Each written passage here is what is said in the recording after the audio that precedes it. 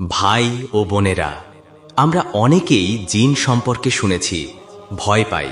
কিন্তু ঘরের ভেতর এমন 5টি জায়গা আছে যেখানে জিনদের উপস্থিতি খুব বেশি হয়, অথচ আমরা জানিই না। আজকে আমরা জানব কোন কোন জায়গা, কেন থাকে আর কিভাবে বাঁচা যায়। 1. নোংরা বা অন্ধকার কোণা। যে জায়গায় আলো কম, নোংরা পড়ে থাকে, আবর্জনা জমে থাকে, সেখানেই জিনদের উপস্থিতি বেশি।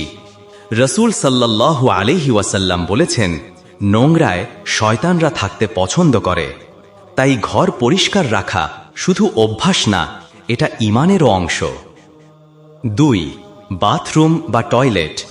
হাদিসে এসেছে, টয়লেট হচ্ছে জিন ও শয়তানের অন্যতম বাসস্থান। তাই প্রবেশের আগে দোয়া পড়া অত্যন্ত জরুরি। আউযু বিল্লাহি মিনাল খুবুসি ওয়াল খাবায়েস। 3. খালি ঘর বা অনেক দিন বন্ধ থাকা রুম। যে রুমে মানুষ থাকে না, আলো জ্বলে না, দরজা জানালা খোলা বন্ধ হয় না, সেখানে জিনদের উপস্থিতি বাড়ে। তাই মাঝে মাঝে রুমে কোরআন তেলাওয়াত চালানো ভালো। 4. এমন জায়গা যেখানে ঝুলে থাকে কাপড় বা পর্দা। অনেক সময় আলমারি বা ঘরের কোণায় ঝুলে থাকা কাপড়ের ভাঁজে জিনরা অবস্থান করে, বিশেষ করে যখন ঘর ফাঁকা থাকে। এ কারণে রাতে ঘরের কাপড়গুলো গুছিয়ে রাখা উত্তম। 5. অশুদ্ধ স্থান বা গুনাহার পরিবেশ।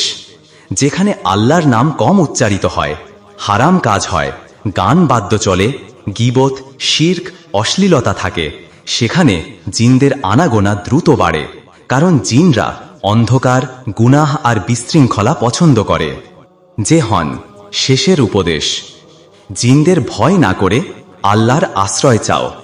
ঘরে কোরআন, নামাজ, জিকির এগুলো বাড়িতে রহমত নামায় এবং জিনদের দূরে রাখে।